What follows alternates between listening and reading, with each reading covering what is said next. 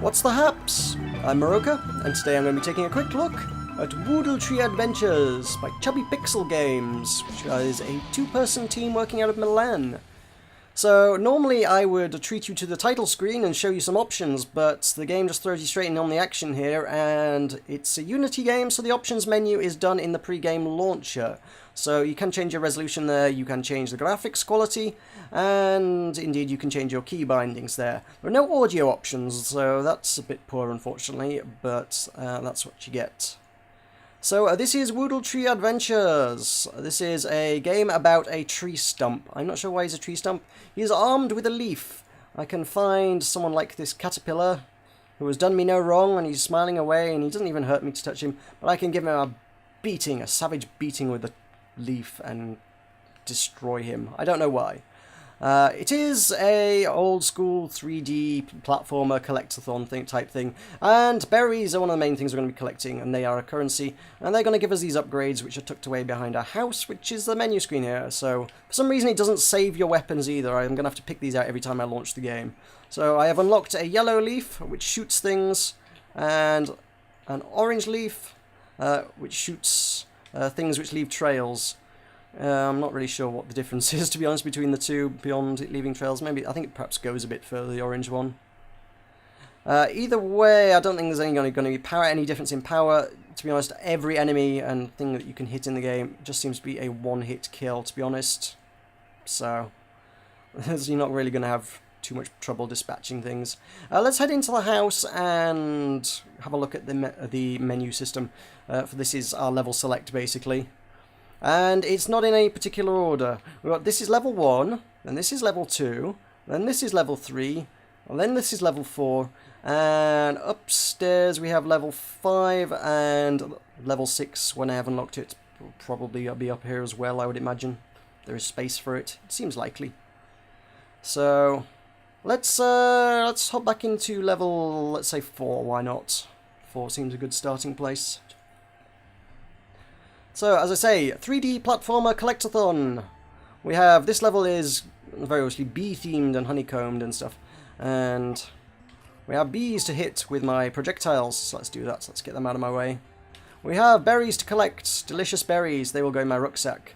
And all they're used for, whoops, is basically for upgrading the leaf, as you saw. Dang. That's berry upgrade system behind my house. That's literally all they're used for. So collect them there and use them to acquire leaves to destroy your foes with. The main objective is to collect 3 of those blue teardrops that you can just see in the background up there hovering away. There are 3 fairy tears that you must collect in each level and then take them to the exit, and that will finish the level and unlock the next one. He was a happy smiling candy corn kind of guy, but he needed to die. As you have seen, I have died already, because I'm a clumsy oaf who falls off platforms. There is no particular penalty to dying in this. You can leap to your death. All that happens is you go back to the start. In some cases there are checkpoints, but I have found them to be, yikes, inconsistent at best. The first level didn't appear to have any checkpoint whatsoever. It doesn't matter where you die, you'll go straight back to the start. Second level had a bunch of checkpoints, indeed several quite close together to each other, and I don't know, it's kind of a weird and rather inconsistent checkpoint system it seems to have. Sometimes it's fairly generous, and sometimes it's like, nope, you've got to walk all the way through all of this content all over again, because we say so. So I don't know what he is, but he didn't look happy to see me. He must die! This tree stump is, I think he's kind of a bastard, to be honest. He's killing a lot of things that absolutely do not mean him any harm, but he's quite happy just to thrash them with a leaf and take them out. And those, well, okay. You live this day, well, I can't forget, what are they called? Caterpillars. Caterpillars, that's the word. You live today, caterpillar. So it's just your standard 3D platforming. You've got jump, you have sprint, and you have attack. And we will platform between the levels and grab the things and head to the exit. And there's not a whole lot more to it than this. Like I say, it's kind of styles itself. If you look on the store page, it does refer to itself as being like old school 3D platformers like Mario 64 or Banjo-Kazooie. And I don't know, I mean, I can see where they're coming from. It's certainly in the same genre. How like it is, I'm not entirely certain. Those games, I feel, probably had a bit more to them. Admittedly, they were probably made by quite a few more people, nonetheless. Certainly there were more things to collect. This has got plenty of berries to collect, but what you're doing with them, I don't know. Stuffing them in this backpack, which grows. At least that's a nice touch. I quite like the backpack growing. They're all going in this little purple rucksack, and the bag gets bigger each time you pick one up, which is a nice touch. And then you've got the 3 teardrops, which are absolutely necessary to finish the level. So there's not, as far as it's a collectathon, there's not a whole lot to collect, really. Just berries. That's really the bulk of it. So there is a co-op mode which you can add, if I press this, you can add an extra player. If I have a second controller, you can press start with a second pad to play as Woodle Beaver, because apparently the natural ally of a tree stump is a beaver. Why not? I obviously haven't tried this out myself, so I haven't got any first-hand experience, but I have watched some other videos and gameplay of it. And the way it works is kind of like, I would say it was like Tails in Sonic 2, insofar as the second player can follow you around, and they can attack enemies, and they can pick up stuff for you, they can work with you, but quite frankly, there's no penalty for them. Actually, if they jump off, they can just respawn next to you. If they get lost, they can press a button and wind up back with you. And there's a bit where you can't see what you're doing under here, because the camera's...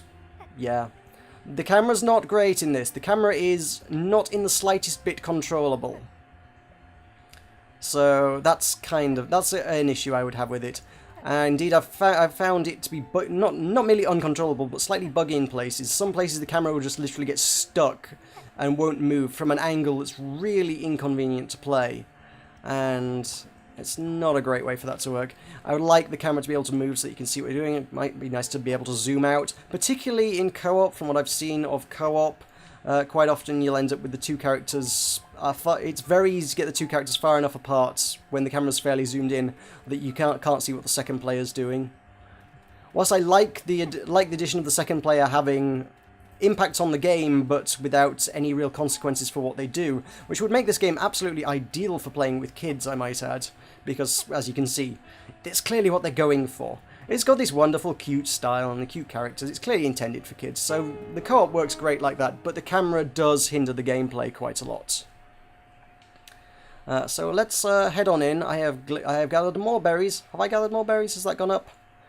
I think that number has gone up, hasn't it? Which suggests that when you replay a level, it actually adds those berries to your total each time. So if you replay a level, you can actually get more berries from it.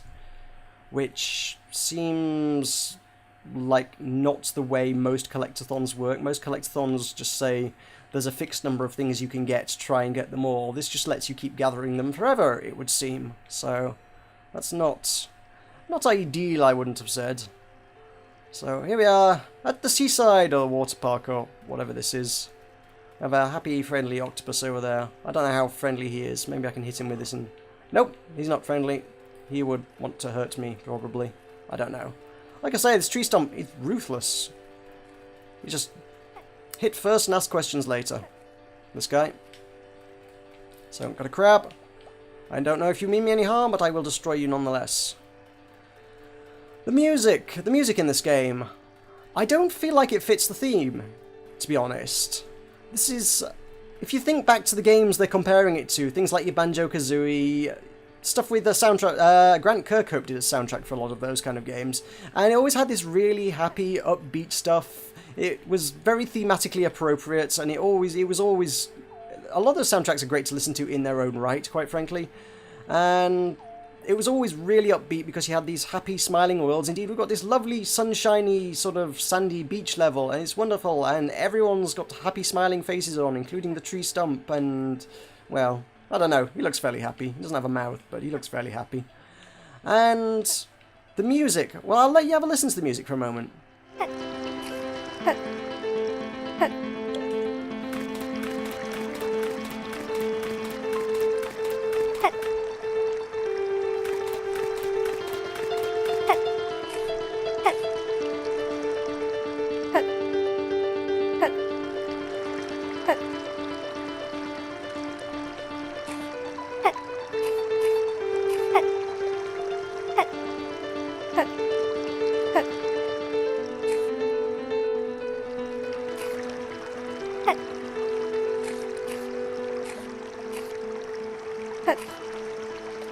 It just doesn't quite match things, to be honest. It's kind of got this quiet, a lot of tracks are fairly slow-paced, it's almost fairly somber in many cases, and it just really feels kind of out of place for the nature of the game.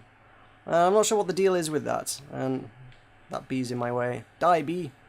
So, that's something I'm not a big fan of either, to be honest. Like I say, this game it probably would be great to play with a kid, especially with the co-op feature. If you've got a child, this game might be a really fun game to play with a child. I admit, personally, I'd be more inclined to actually, if I had a child and wished to play a game with them, I'd be more inclined to attempt to play one of the older games like Mario, or I guess they didn't have co-op, so it'd be more difficult, but certainly if you wanted to introduce them to the genre, one of the old school games like Banjo-Kazooie or Mario 64 probably would be a better option. But the addition of co-op is a very nice touch that might work well if you want to play with them. So that's the thing. As it is, it's not a terribly expensive game. This game is out now on Steam. It is £2 or your regional equivalent, so it's not going to set you back a lot. There's not a lot of content in there for what you're paying though. You're going to get 6 levels total. And each of those, as you can see, quite frankly, takes less than 10 minutes to burn through, so honestly, you're looking at maybe about an hour's worth of content tops. It may vary depending on how quickly you get through it, but broadly speaking, it's nothing terribly challenging, it's nothing that's going to take you a long time, and you could see most of the game in the span of about an hour, to be honest, if you were to just sit and play through it. And in terms of value for money, one of your older titles might do you better. I have made it to the end, and I have only gathered 1 tier. I have not explored this level very thoroughly. But yeah, this is Woodle Tree Adventures. I have been Meroka. Thank you very much for watching, and I shall see you next time.